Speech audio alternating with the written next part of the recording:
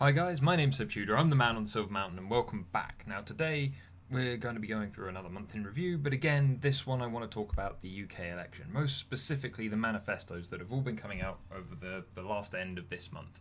Why? Mostly because these are the things that they've written down on paper, regardless of whether or not you like the leaders of the parties or the public perceptions of them. These are the things that they've written down on paper, these are the things that they can be held accountable to once they get elected, or if they get elected, or after such a point as they can actually start actioning things. These are the things that they've promised, these are the things they've put down on paper, these are the things that they can be held to, regardless of who their leader is, regardless of what the party gets up to otherwise. This is the stuff that they're almost kind of guaranteeing. It's the we will give you these things, we will work on these things if you put us in office. And so these are the things that are important to look at. These are the things that I've been waiting for to take a look at, and I figured that I'd take a look at them with you. Now, initially, I went through the manifestos in full, and some of them are really fucking wordy. You know, the Labour one I believe was like 24,000 words or something. You know, they're quite expansive pieces just to flick through.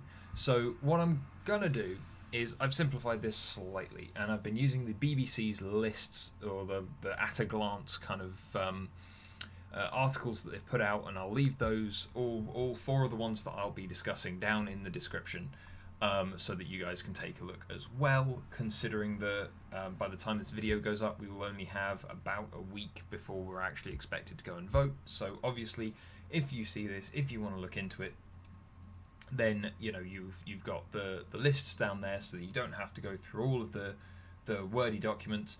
And also I'm going to be bringing you my take. Now I'm, as said, only going to be touching on four, mostly because the fifth party that most people would consider to be a more major party in the UK, UKIP, as far as I'm concerned, they've achieved their objective. They thanks to the referendum last year and all the silly bollocks around Brexit, they have basically achieved their goal, and as a result have no real mandate to remain a party. And so as a result I don't care for them, and any struggling that they continue to do to remain relevant, that's entirely on them. But as far as I'm concerned, they don't really have much to cling to in regards to anything that really makes them electable, unless you are just really scared and really against people from elsewhere, which again, Brexit is in my view a really bad thing anyway. But being purely xenophobic and absolutely trying to lock out anyone and anything from your country that you don't like, you know, that just doesn't make sense to me either, because we're on a very small rock floating through space. You know, tough shit, you've got to deal with these other people one way or another. So without further ado, let's take a look at the Tories. Now each of these manifestos was cut into several sections. So the Tories here are, or there rather, they had 17 sections, including things, things like the economy and social care and so on and so forth, and they broke it all down. And I'm not going to go through everything like piece by piece, because that would take so long even on these lists.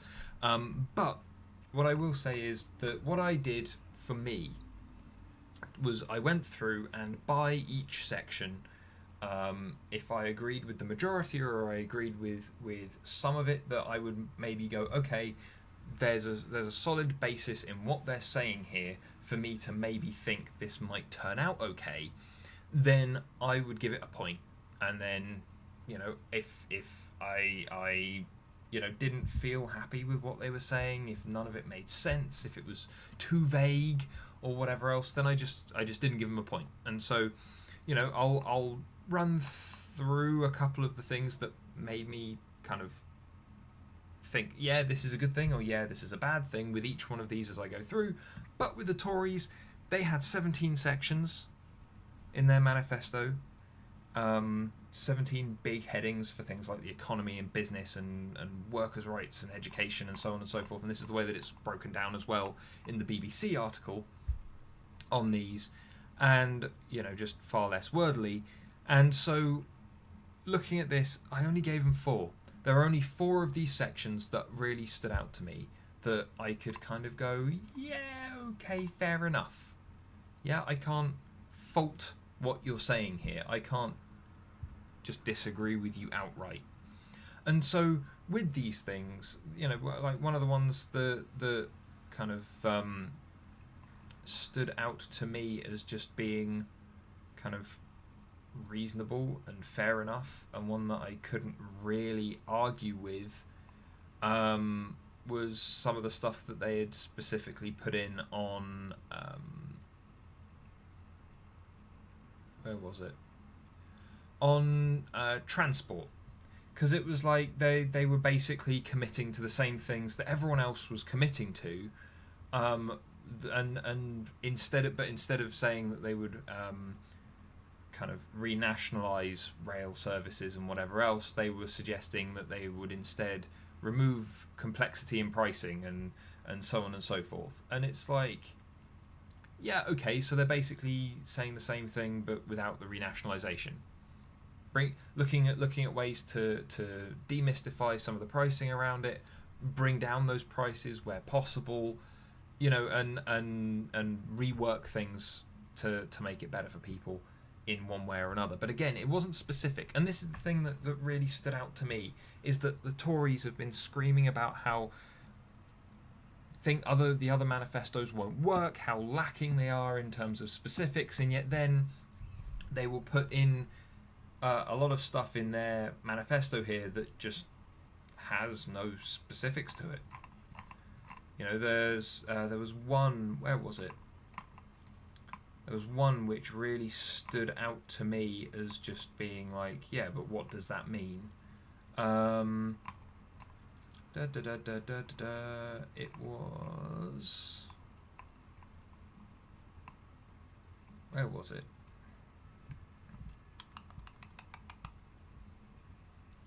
It was to do with here we go, tax system. Simplify the tax system. Right. So what does that even mean? Does that mean that you want to in some way devolve it into a kind of really, really ridiculous Donald Trump-esque system that he was initially espousing, where it's like 3 brackets where the people at either end just get either stepped on if you're on the lower end, or like get a huge tax break compared to the standard that you're expecting at the moment. There's no specifics in there, and even in the manifesto they kind of danced around a lot of it. And this is one of the reasons why, again, over today, I believe, whilst I'm recording, the IFS have come out and said that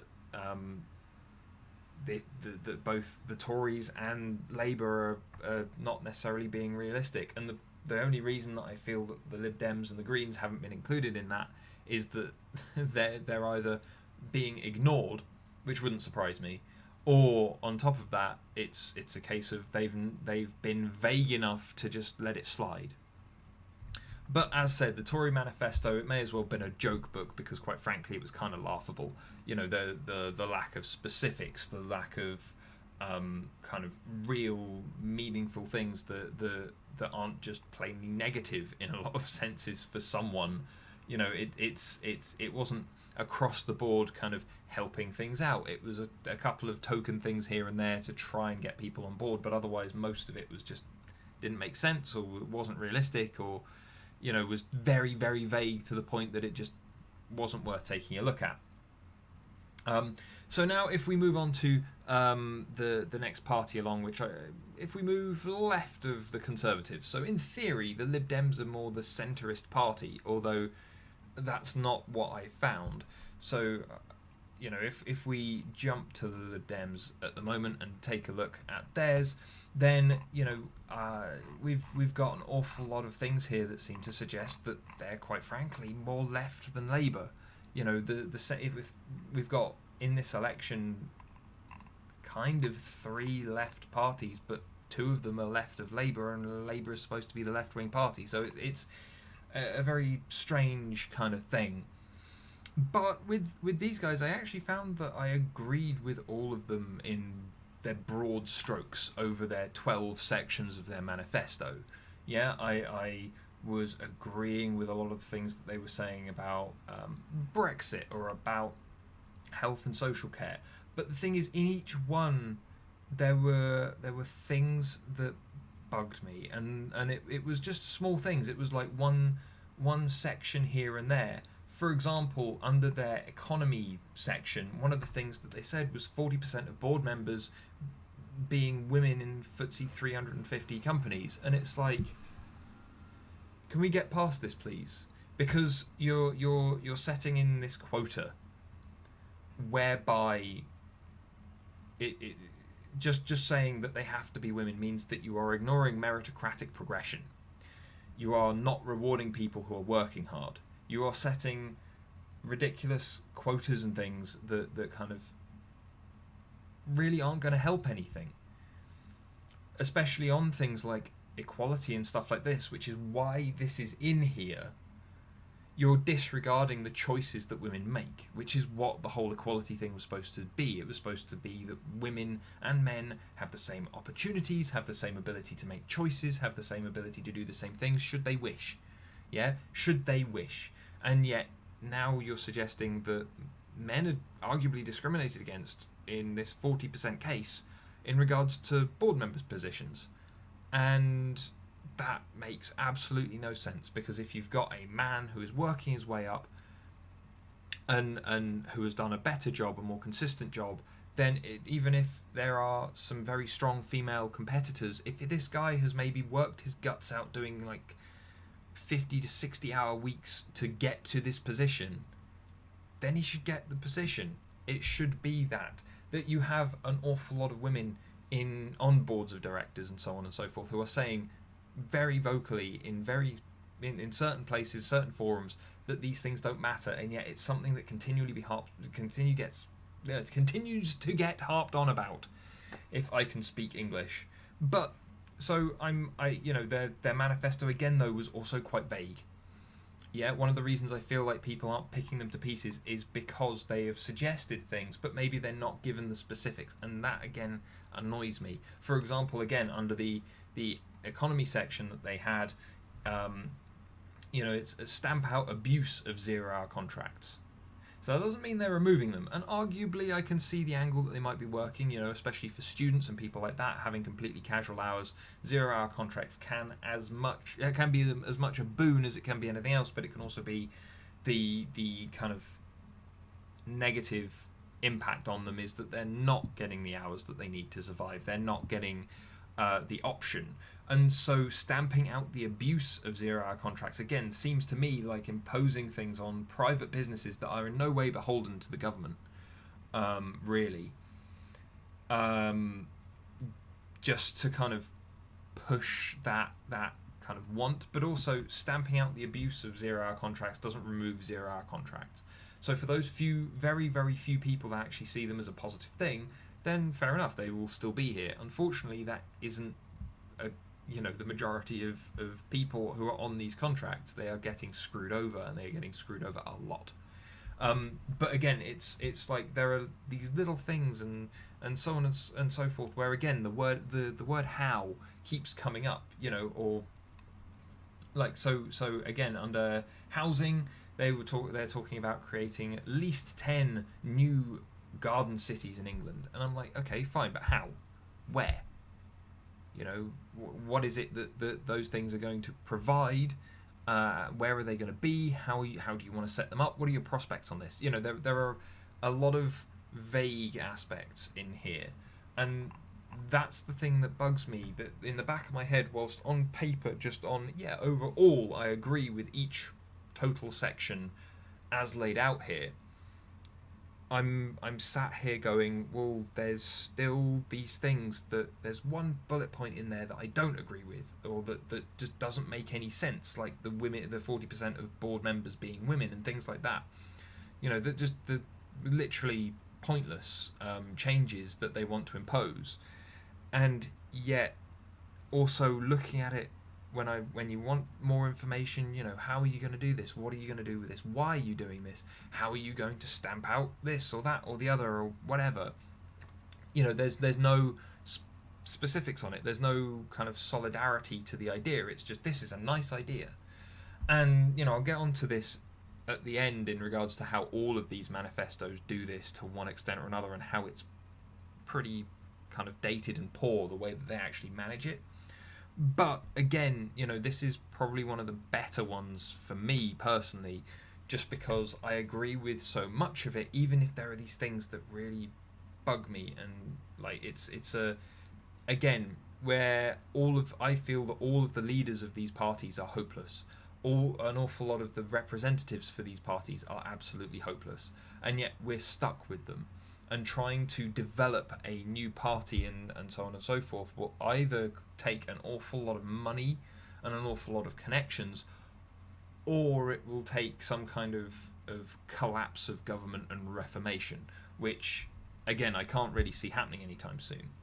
But, as said, there we go. Those are the Lib Dems, and I like the slant that they try to take. The unfortunate thing is that they seem confused on certain things. They seem to be going for much more wishy-washy populist stuff that doesn't necessarily have much grounding, and so you've got the Tories, who are literally just going off the deep end with crazy and with kind of overly traditionalist stuff in some instances, and overly kind of rich first, we're going to do well for us kind of stuff, and then you've got the Lib Dems next along, who are far more left than they should be. They're not particularly objective. They're going for an awful lot of emotive stuff, which just doesn't help them or their cause, considering that they're kind of recovering from a fair number of years of basically being a whipping boy. But anyway, let's move on to Labour. And now this one has gained so much attention because it was leaked beforehand in a draft form, which people criticised because it was a draft and it didn't have the specifics in it. But guess what? Then it came in and they've put in a lot more specifics. They've put in numbers, they've put in a lot more things. But the thing is, they had 14 sections, and I kind of came out of it going, okay, well, 11 of these I can get behind, and then there are a couple that I just can't. And the others that I couldn't were just because they didn't seem to make as much sense.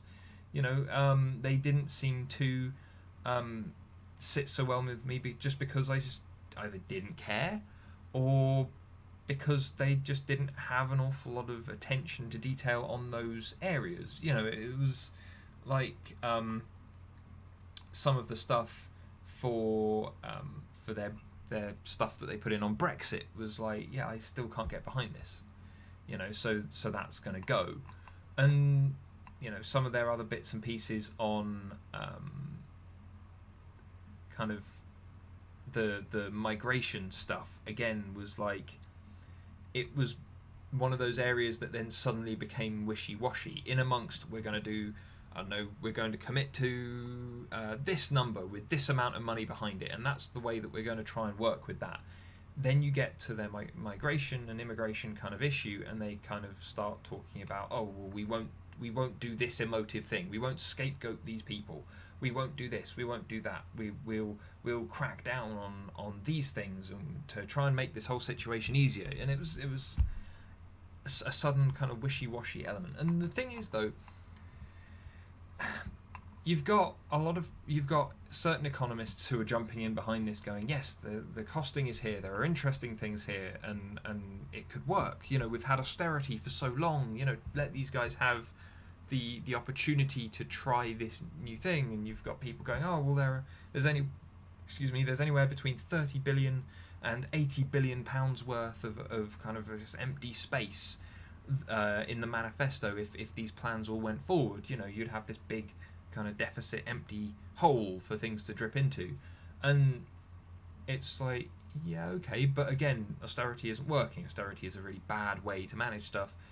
I'm inclined towards going, okay, well, at least they've put in specifics in a lot of these places, to try and work with those, and so it's I'd be interested to see how this works out. The other thing that stood out to me was, of course, these are the only party that have completely said that they will abolish university tuition fees, and so on. And it's like, that's an interesting thing to see and hear, and I can get behind it, because a country should be investing in its future and the young people of the future, and their education is the way that the country is enriched, in which case paying for their education, free tuition, free education, is a means by which to much further develop your country into the future.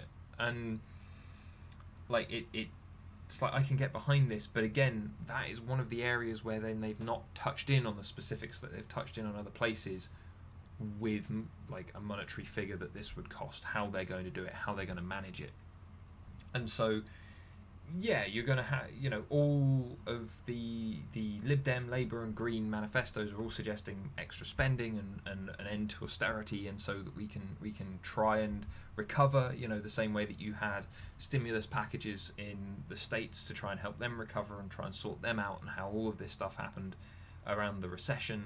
And it's like, I can see them wanting to do these things. I can see them trying very hard to do these things.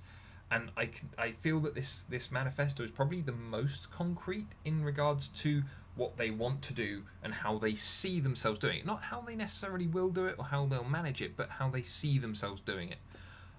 But then there comes up another issue, because there are things in here that I wish were commented on that aren't.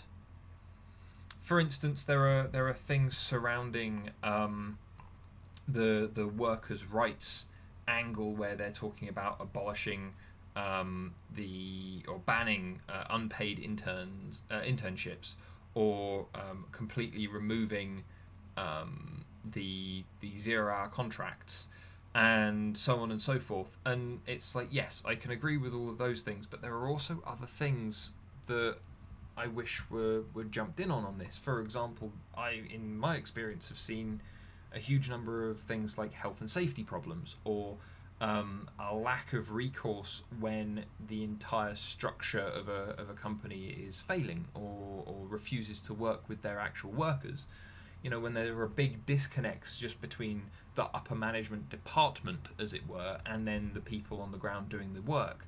They're the rights and the way that those things are handled, and making sure that people are aware of their rights. The answer here that they've seemed to try and give is, trade unions, union representation, all of those kind of things. It's like, but that can be really hard to do, especially when becoming a union rep can be a pain, when joining in with union activities can potentially get you pushed out from an already established kind of status quo. And so it's a difficult thing that they've not commented on, that I wish they had. But as a result, I feel like that's one of the reasons in some ways that the Labour manifesto seems more concrete, just because there are lots of things that it doesn't actually touch in on, which could make it more shaky. So you've got the Tories that just throw all of it in, and it doesn't make any sense. You've got the Lib Dems who have put an awful lot in, but again, it's vague, because they've had to be vague, because some of them are very large issues that they can't necessarily answer straight up in a manifesto, but others that they could have done more on, but they just haven't, because that way it saves them some kind of kickback. But then you've got Labour, who have been very specific on the things that they know that they're strong on, that they know that they can work with, that they see themselves being able to do. But then there are other things that they have talked about in the past, or that they have worked with in the past, that then they aren't necessarily touching in on again. It's some stuff that has rolled around from their party, but then has not been reviewed as part of their manifesto here, which makes me wonder if that was done deliberately, purely to make sure that there wasn't any shaky ground in there. And otherwise it's just like, well, I still want to know. I'd still want to have the debates and see these as a bigger thing, so that we can actually examine these people and examine what they're saying and work with it. But anyway, moving on to the last one, which is the Green Party. Now, these guys don't have they're kind of sat in the same space for me as the Lib Dems now, because they are very left compared to either the Conservatives or even Labour, which has been praised for a more recent move back towards the left, but they're still very kind of much closer to the centre than maybe they should be. And arguably, as said, the Lib Dems should be more centre than they are left. But hey, ho, and there you go. But there were 14 sections again to this manifesto, and I kind of could get behind 12 again. Again, mostly on the same grounds as I got behind the Lib Dem stuff. But again, some of this stuff is very vague. There are no real specifics. There are kind of a lot of kind of bits and pieces in here that are very floaty and airy, and kind of they don't really grab hold of things and kind of hold on to it. Yeah, making sure that they can do it. Like, for example, they talked about cracking down on tax evasion, or tax dodging, as part of their economy section. It's like, yeah, but sometimes you can actually avoid tax as a point of just managing your money correctly. You know, as with a lot of companies that do particularly well, you know, they have experts that are looking at tax, looking at where they can claim back against various things and how they can manage that to make sure that they pay the minimum. So are you, what kind of avoiding of tax are you talking about? Because you can avoid tax in a lot of different ways, some of which completely legal, completely fine, and without issue. You know, and it just comes down to good management in a lot of cases. So, like, the specifics there need to be spelled out again, especially for the financial sector, which is having real problems at the moment thanks to all of the crazy shit that's happening around Brexit and all of the other things that are being kind of churned up as a result of the uncertainty that sits around the UK at the moment.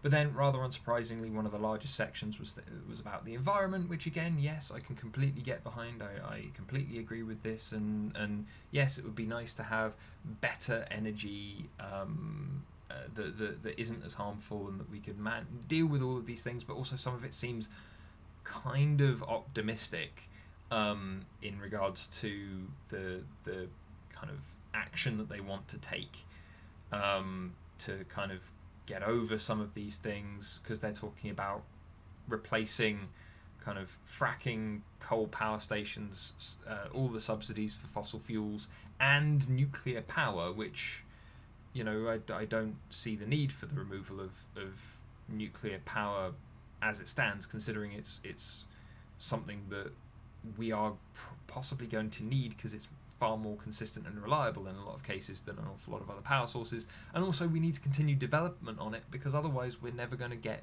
further out into space or further out into various other places where you need that kind of power source.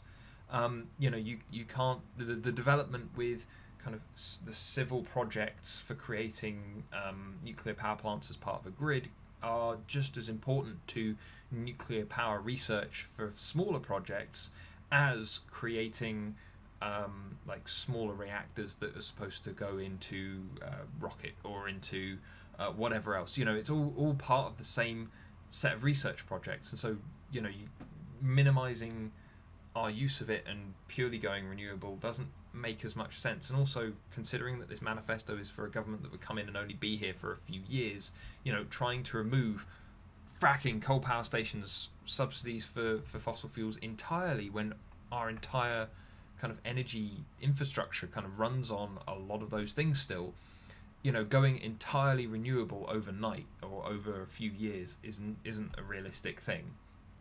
You know, dialing back, looking at ways to do it, fine, but again, the kind of very flat, this, we need to get rid of all these things and just go like this, seems kind of immature, kind of you know, not as well thought out, and again, it's also still quite vague. So, you know, there you go.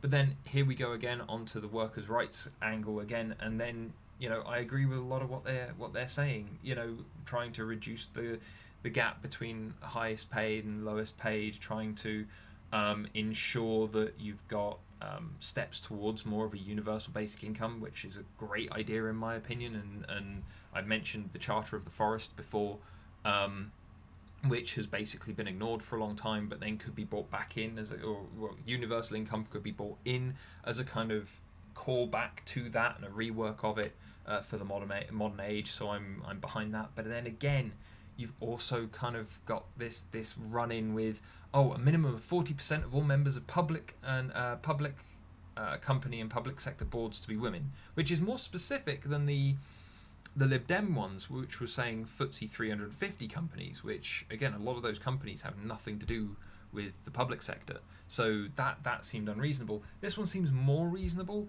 but again, it's crushing kind of innovation and the kind of conflict and the kind of compulsion to work to get ahead of people, considering that if 40% of those people are like they have to be this gender and they're kind of pushing for it, but then there are still people that are outperforming them that just happen to have something else between their legs. It's putting an unnecessary quota into an environment that I mean, it's arguably a sexist quota. It's sexist in both a positive way towards women and a negative way towards men for absolutely no reason, when surely you just want the best person for the job, regardless of what hangs between their legs, regardless of what religion they are, regardless of what colour their skin is, regardless of whatever else they do in their spare time outside of work. All of these things are essentially, to one extent or another, protected qualities, in which case putting things like this into a manifesto, it's one thing that kind of mars the whole thing, but again, why is it here? This is where you then get this shaky set of options that just make no sense. And then you would have thought that the Green Party, who have a pretty substantial following from young people more so than anyone else, they're kind of set on education. They basically had two main points, which was to kind of look at ways to tackle extremism, which, yeah, that's fine, and it starts with education, so that's good to hear, good job on that. And then to introduce non-biased political education and promote active citizenship, which again is good, but then what about all the university students that kind of want to work with you? What about all of the other people that are looking out for the education of their children? What else is there that you could do? Because you're talking about all these other things that require people to be educated, people to know what they're doing, people to take part in the process or whatever else. And yet you're saying now that you've got nothing else to say. It's like, I can't disagree with those two things. So yeah, that's a section that I will agree with, but at the same time, it doesn't give enough. It doesn't talk about enough different points.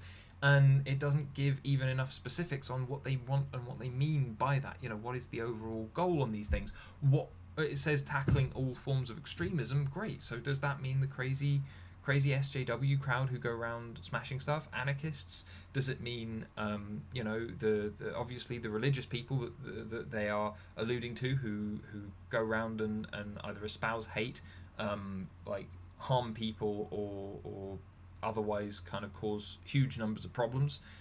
Are we talking about the individuals who are going on these big marches that are almost riot-esque if they become opposed at any point along their route? What kind of extremism are we talking about here? How are you going to manage this? How are you going to work with it? Because you're talking about community-led collaborative approaches to tackling all forms of extremism. Great. Okay, in which case, how are you going to manage that? Are you going to make no platforming someone an offence? Are you going to put in things like anti-blasphemy laws so that no one gets upset? Are you going to do any of those things? Because those things are negative.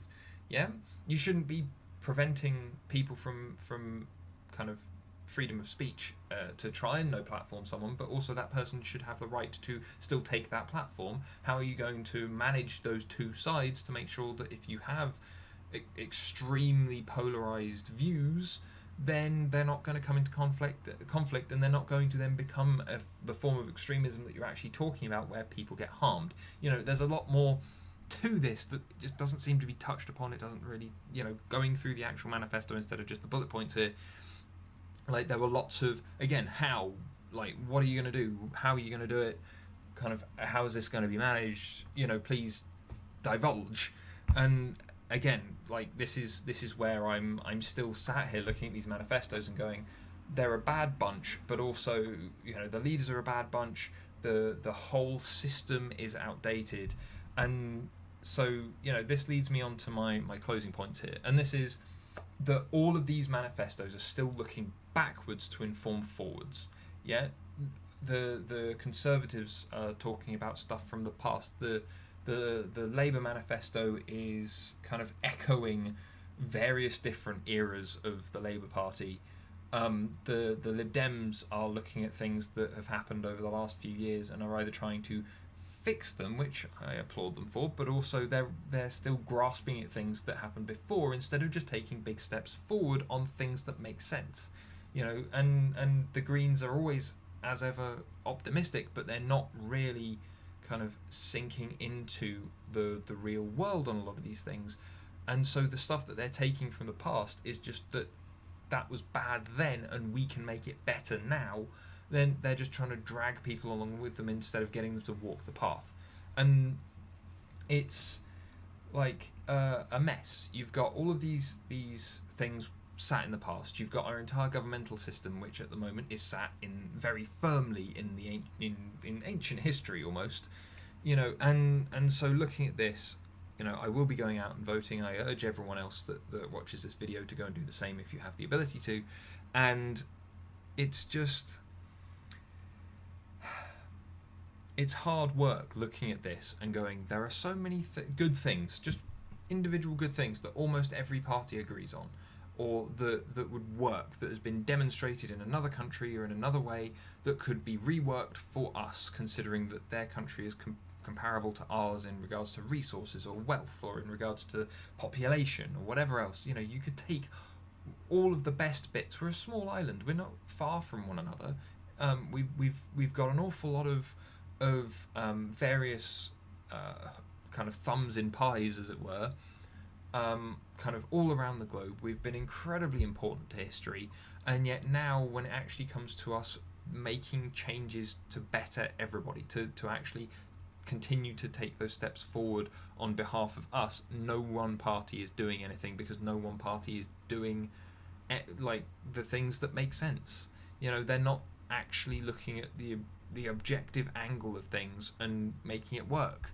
They're not taking all of that good information. They're not looking to reform the ones that are looking to kind of reform our democracy the most, I think, are the Greens, which again I completely agree with them on, with things like proportional representation and lowering the voting age to 16 and replacing the House of Lords with an fully elected second chamber and stuff like that. I agree with all of that, but at the same time, kind of, I don't feel that those things by themselves are enough.